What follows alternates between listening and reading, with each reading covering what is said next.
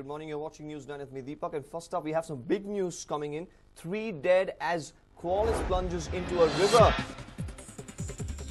Now, 3 killed as the car plunged into the river, Simsa River in Maddur. Now, they were heading to Bengaluru from Mysore when the accident took place. Now, the registration number of the car is KA02MB3204. So, 3 dead as a Qualis plunged into the river. Now, 3 killed as the car plunged into the Simsa River in Maddur district. Now, they were heading from Bengaluru to Mysore when the accident took place. And the registration number of the car has been identified as KA02MB3204. Now, for more on this, I'm joined in by my colleague Arun Sundaram. Well, Arun, what more do we know about this accident? Deepak, at this point of time, it's not known what time this particular accident happened, whether it was in the wee hours of the morning or it happened late last night. But what we know is that one of the driving licenses recovered from the accident spot says that the person was a resident of Govindraj Nagar, and there were 3 people traveling in that particular Qualis, which apparently the driver seemed to have lost control and fallen into the Shimsha River. More details are awaited, but clearly at this point of time, the Maddur police have visited the spot and they are in the process of fishing out the bodies and sending it for post-mortem, Deepak. Right, Arun, thank you for all that information. Well, there was my colleague going on to say that the Maddur police are investigating the matter, and this DL which was recovered from this particular car suggesting that the person might be from Govindraj Nagar in city. Now, 3 have been killed in this accident as the Qualis car plunged into a Simsa River in Maddur. They were heading from Bangalore to Mysore when the accident took place. The registration number of the car is KA02MB3204.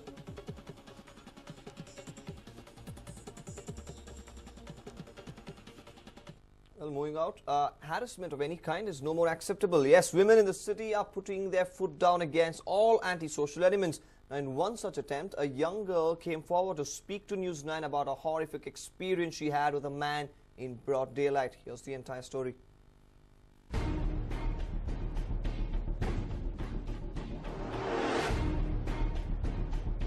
Young Risleen has lived in Bengaluru for close to a decade, but she is now quite upset at how the city is turning out to be.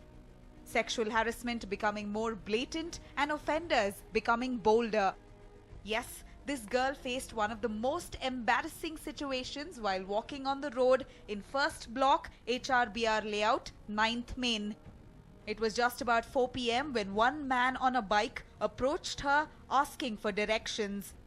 And when Risleen was being a good Samaritan, the man on the other hand opened his pants and started performing a sexual act in broad daylight.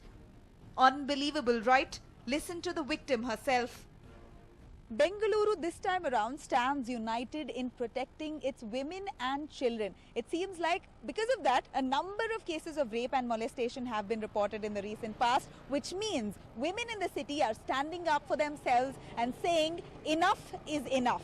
Yet another case where a girl now wants to speak out and stands up for herself is Risleen from Tripura. Risleen, she's gone through a harassment of a different kind, a sexual harassment itself, but of a different kind. It was not rape, it was not molestation, but an act that is quite disgusting to watch. Someone performing a sexual act on themselves, taking pleasure out of one girl trying to help the man. What exactly happened in this area of HRBR, first block, 9th Main Road, one of the posh areas within this locality, around the time where around 4 p.m. when the area is bustling with activity, people walking around, yet one man, one psycho decided to do something quite disgusting, something that's quite prevalent, but Risleen seems to be someone who really wants to speak up. So Risleen, tell us what happened in HRBR layout while you were walking to college.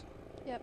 I was coming from the service road and I stay near CMR Law College. Okay. So I was walking from the main road and I was going towards home. And then I saw one man standing here, sitting here on his bike. Okay, was the bike stationary? It was still? Or he was moving? He wasn't moving, he was just sitting here. Okay. And then I crossed him. I walked till there. He came behind me. Okay. And then he said, "Excuse me, can you please tell me the way to CMR Law College?" Okay. I said, "Yeah, sure. You just have to go straight, and then you will find a petrol bunk. Cross that, and on the left-hand side, you will see the college." Okay. And then again, he started with different So questions. you said that and you gave him directions out of goodwill, Yeah, and then he walked in front, and then? Yeah, again I started walking. He stopped me. He said, "Is it after the signal, or is it on the right hand side of the signal, or left? Do I have to take right, left?" I mean, he was asking questions. So I just told him, "No, you just have to go straight, nothing else." And then I noticed him, and I found that he was masturbating. I really got nervous, and I started walking fast. Then he was coming behind me. He followed me till the till the signal. Okay, and then I crossed. I think that's the signal. He started right here at this road, and just about 100 meters distance. Rasleen feared for her life. In fact, she got really nervous looking at that man performing that kind of sexual act on himself, and she ran for good life. There you go. She went straight till the signal there, caught an auto, jumped into an auto with fear, and then what happened? Let's ask Rasleen. Then what happened? You got into an auto, and then? Yeah, I got into auto, and I tried looking behind if that person was still following me, and I see that he was coming behind me. Okay. Then I thought I shouldn't take the auto towards my home, otherwise he will come to know my address, and he might come and do anything. Right. So I took the auto near the college, and I stopped where so many students were standing. It was near a bakery. And then I got down there and I spoke with those students. I told them this man was following me and all those. When I was talking to them and I looked back, I didn't find that man anymore. I mean, he ran off. Rasleen, come here. I mean, it's absolutely disgusting to know that this guy how did he look? Can you describe his face to us? Was he innocent looking? Did he look like he belonged to a good family? Yeah, he looks really innocent, and I mean, he looks rich. Looks rich. Yeah, Okay. though he was on bike. Did you imagine? No, I didn't even think that he would do something like that. It was horrible. It was horrible, absolutely. I mean, imagine the girl out of goodwill wants to give directions, wants to help a man who pretends to be in distress, and then suddenly while the talk is happening, she suddenly realizes that something is wrong, something's fishy. She looks down and she notices the guy performing a sexual act on himself. How disgusting is that? I mean, this is not rape, this is not molestation, but it's a harassment of a whole different kind, which, by the way, is very persistent in the entire country, particularly in Bengaluru. A lot of women have come across these kind of psychopaths prevalent on the streets. If you did not fear, now thinking back that this happened, what could you have done? I would say, if I were in your place, I could have probably just pushed the guy off his bike, or taken a picture of him, or howled and asked for help. Yeah. What do you think you could have done? Even I thought the same thing. After reaching home only, I was getting so many ideas. I could have taken the bike number or just shouted. Public might have come and helped me. I was thinking so many things. My God, Rasleen, thank you so much. At least finally you've come out and spoken out in the open. You've told us what happened. Have you filed a complaint? Because if you don't know, it is a punishable offence. I thought of filing a complaint, but then again, I didn't have any proof. I didn't have the bike number or anything. If I go to police station, they would have asked me for the proof. Yeah, more than anything, you can just give a description also of the person that you saw. Explain his clothes, how he looks, and what bike he. Even if you didn't have the number, you can still file a complaint. He was actually wearing a black jacket and a track pant. That's all I noticed, and black bike. Rasleen, kudos to you that you've spoken up about this issue, because you're not the only one. She's not the only one who's facing something like this. Lots of people go through. I myself have seen, men acting in the most disgusting manner while, in pretending to ask for help, they do something like that. And what we need to know now is, this is a punishable offence, and this is harassment of a different kind, but definitely sexual harassment. It is a punishable offence, and these kind of people must be taught a lesson. So the next time you're faced with a situation like that, like Rasleen's, you exactly know what to do. Don't leave them. With camera person Guru Charan, this is Nabila for News9. Now, Narendra Modi will be setting out on his two-day visit to Nepal today, and while he's expected to improve the country's relations with Nepal, the Prime Minister also has a personal agenda. Narendra Modi is all set to take India's relations with the neighbouring country to a higher level with his visit to Nepal. With Modi's foreign policy putting neighbours first, this bilateral visit is expected to improve the country's relations with Nepal. It was just about a week ago that External Affairs Minister Sushma Swaraj visited the country and met with Sushil Koirala, the Prime Minister of Nepal. On his 2-day visit, Modi is expected to discuss the power sector and culture of the two countries. The Prime Minister has kept the nation updated on what to expect through his tweets. I hope to have fruitful discussions with leaders and lawmakers of Nepal that will take India-Nepal relations to even greater heights.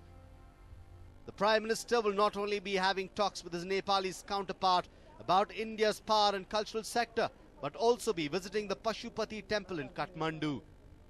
He will be performing a half-an-hour puja at the temple, which is considered to be the holiest in Nepal. What's surprising is that the chief priest of the temple is from South India. Is the Prime Minister looking for these little facts to improve relations between the two countries?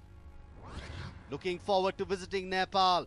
Nepal and India are time-tested friends, and our two nations share a common culture and heritage. Modi will also be taking along Jeet Bahadur, a Nepali migrant who Modi came across in 1998. The 27-year-old has been under Modi's care and is considered as his foster son. On a personal note, my Nepal visit is very special. Years ago, I met a child from Nepal, Jeet Bahadur, who did not know where he was headed. I started showing my concern for Jeet Bahadur.